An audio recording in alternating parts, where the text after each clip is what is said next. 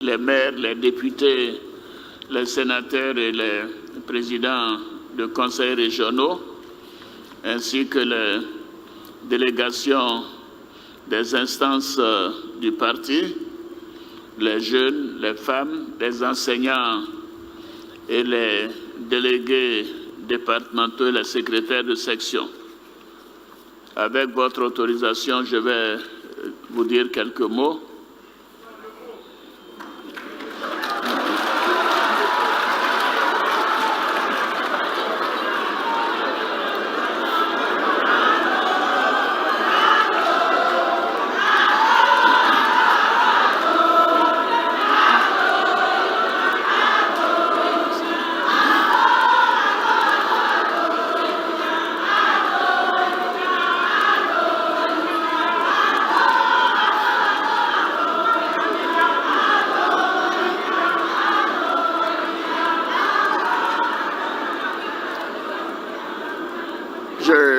Je vous remercie.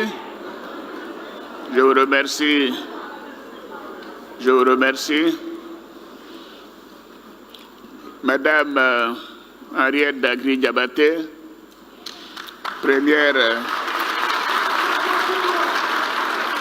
première vice-présidente du RHDP, Mesdames et Messieurs les présidents des institutions, Mesdames et Messieurs les membres du Conseil politique, Mesdames et Messieurs les membres du directoire,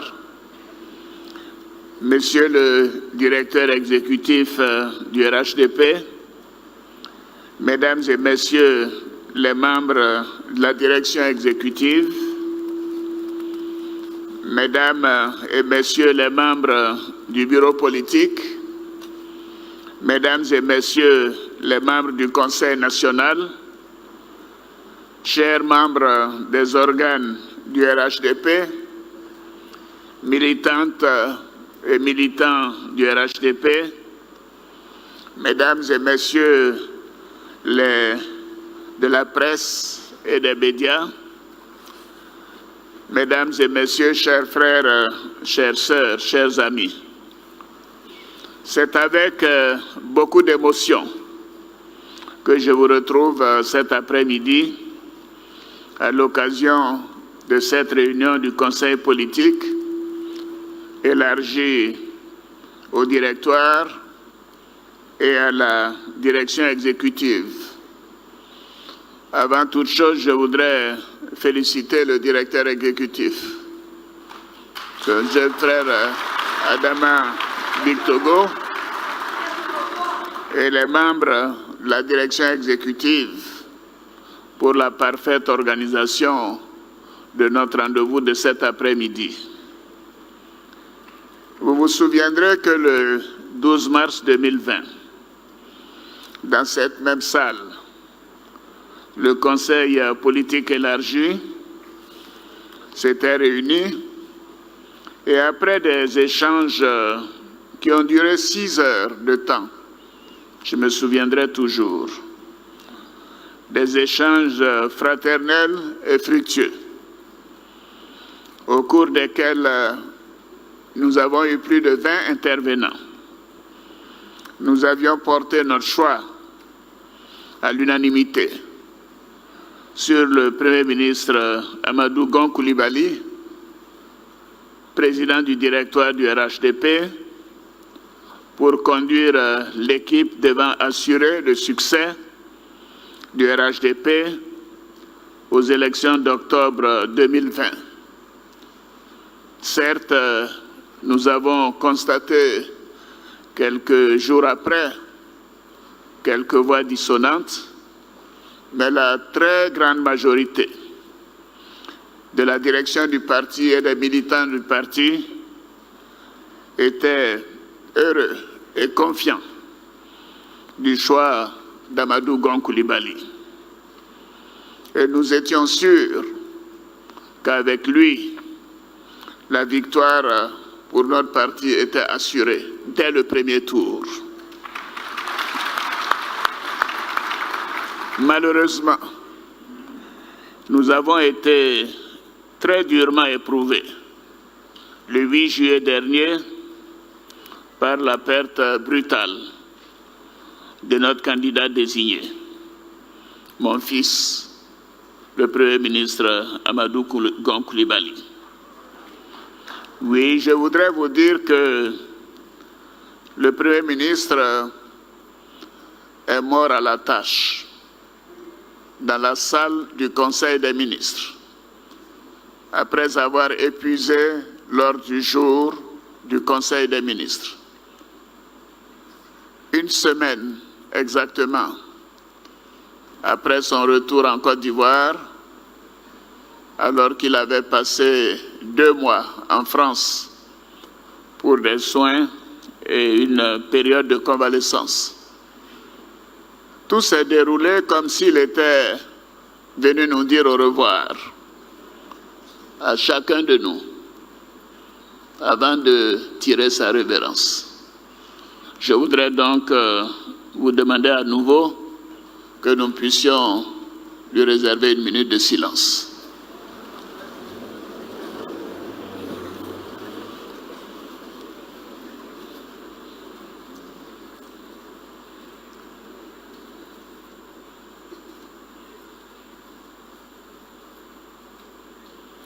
Je vous remercie.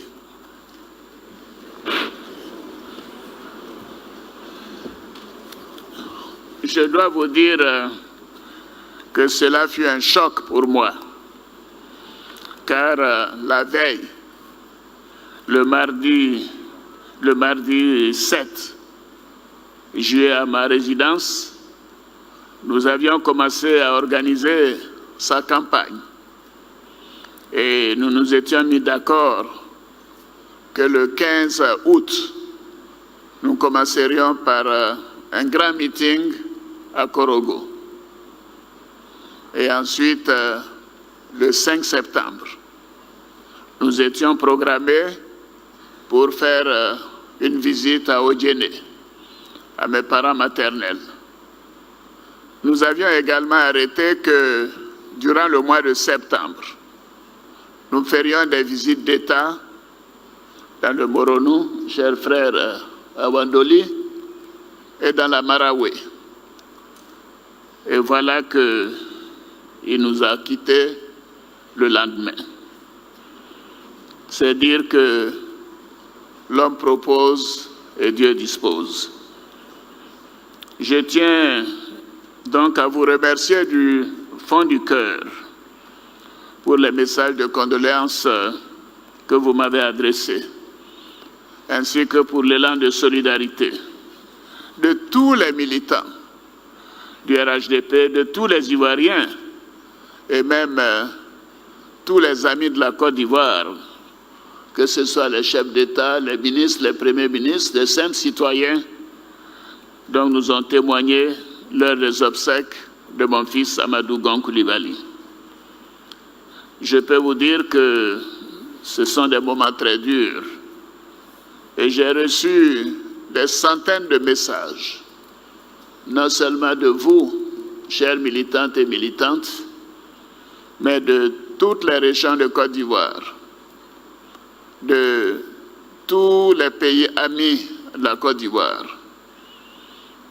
Avant-hier soir, j'ai signé près d'une centaine de lettres en réponse aux messages de condoléances que des chefs d'État et des premiers ministres m'ont adressés à l'occasion de son décès. Donc, c'est vous dire que Amadou avait déjà réussi. Il avait réussi malgré sa timidité, son humilité. Il avait réussi à rentrer dans le cœur des Ivoiriens, malgré les médisances et les méchancetés. Oui, le décès d'Amadou est un choc pour beaucoup d'entre nous. Une immense perte pour notre pays, pour les Ivoiriens. Parce que j'ai la conviction, l'ayant eu à mes côtés pendant 30 ans, que Amadou aurait été un très grand président de la Côte d'Ivoire. c'est vous dire que ma douleur est grande. Mais je suis un croyant. Et je sais que votre douleur est également immense. Et cela nous a été témoigné. Je voudrais donc, en votre nom à tous, réitérer nos condoléances les plus attristées à la grande famille Gon Coulibaly, dont je fais partie. Et je demande à ma grande sœur, Agia Fatoumata Gon Coulibaly, sa maman, d'accepter le destin. Le destin est de sécher ses larmes. Avec la disparition d'Amadou Gon Coulibaly, la Côte d'Ivoire perd l'un de ses fils les plus valeureux, un véritable homme d'État, de grandes compétences, d'honnêteté, un modèle d'ardeur au travail, de grande loyauté et d'amour pour la patrie. Oui, Amadou nous a quittés. Qu'il repose en paix. Chers frères, chères sœurs, dans ces circonstances douloureuses, le Conseil politique s'est prononcé à nouveau sur le choix du candidat devant conduire le RHDP à l'élection du 31 octobre 2020 pour assurer la victoire de notre grand parti. Oui, souvenez-vous que c'était dans cette même salle, il y a 4 mois et demi. Ce candidat était Amadou Gon Coulibaly, mon fils. Et évidemment, ce n'est pas un moment facile.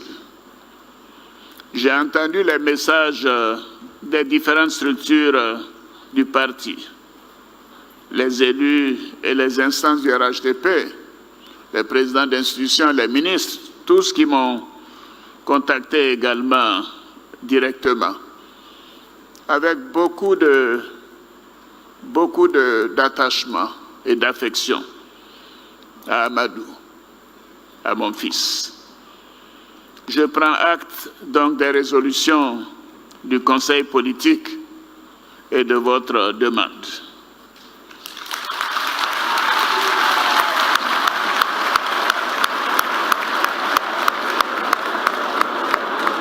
Je vous demande,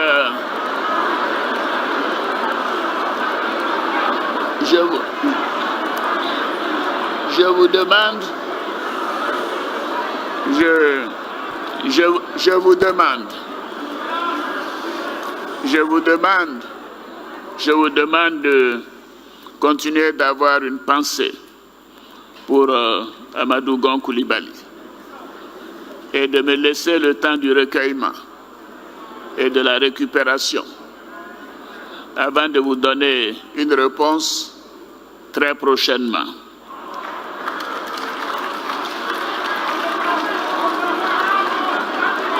Oui, chères militantes, chers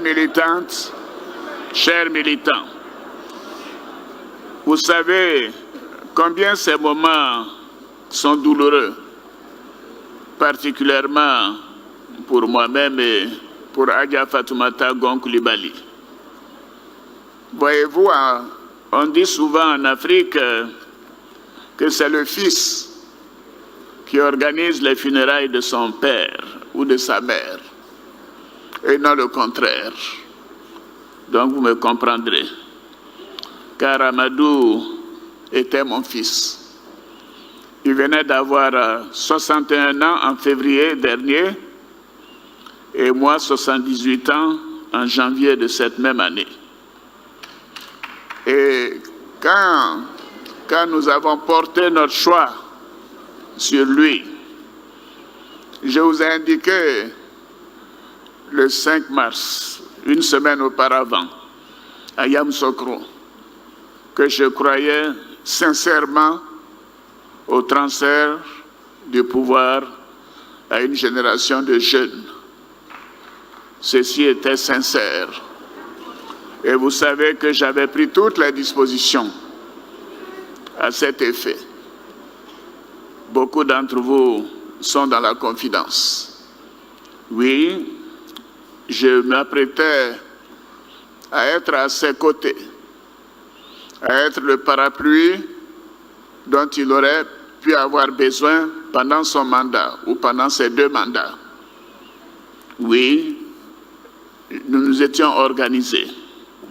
Et c'est pour cela que, malgré les offres que j'avais eues en Europe ou en Amérique ou ailleurs, d'occuper ou au Moyen-Orient, d'occuper des conseils d'administration, j'avais organisé pour que mes bureaux soient à Abidjan, pour être auprès de lui, pour être auprès de vous, pour guider ses premiers pas et faire en sorte que la Côte d'Ivoire continue de progresser, d'avancer et, je dirais même, de faire mieux que moi pour les 2 mandats que j'espérais que Dieu lui aurait donnés.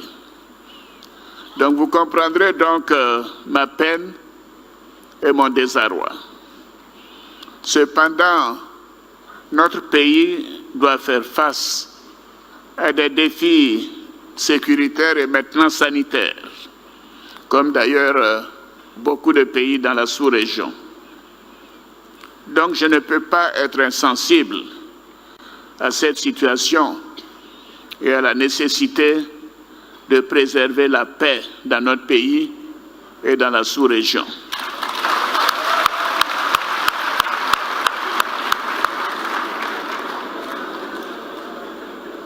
Je voudrais donc vous assurer que je suis avec vous. Je suis avec vous. Je suis avec vous parce que nous devons faire en sorte que la Côte d'Ivoire continue dans la paix. Nous devons faire en sorte de mettre l'intérêt supérieur des Ivoiriens, de tous les Ivoiriens, au-dessus de nos intérêts et de notre vision personnelle. Donc je vous demande de me laisser le temps du recueillement. Mais vous savez que je ne vous ai jamais déçu. Et je ne vous ai jamais déçu. Et je ne vous décevrai jamais.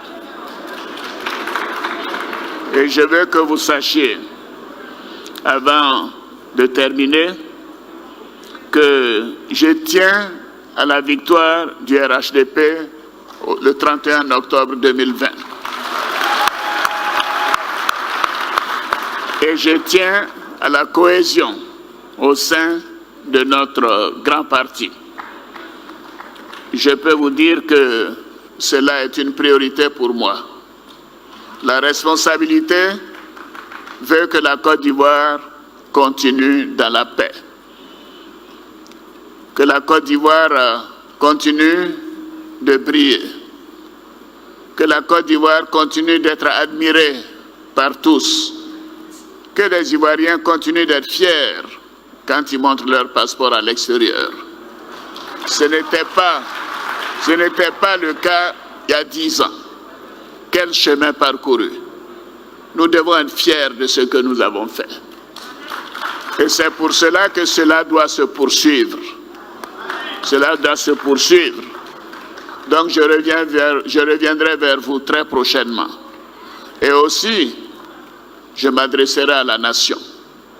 Je m'adresserai à vous en même temps qu'à tous nos concitoyens pour dire ce qui est en jeu pour notre pays.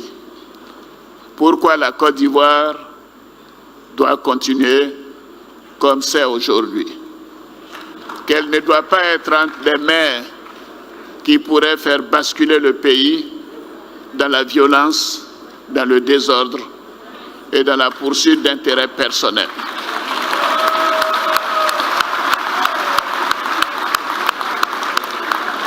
Oui, je sais que notre grand parti est constitué d'hommes et de femmes compétents de grande qualité et ayant en partage les valeurs de paix, de dialogue et de tolérance si chères au président Félix Houphouët-Boigny. Et je répète, je tiens à la victoire du RHDP, car ce sera le plus bel hommage que nous pourrions rendre à notre regretté Amadou, qui avait une grande ambition pour notre beau pays.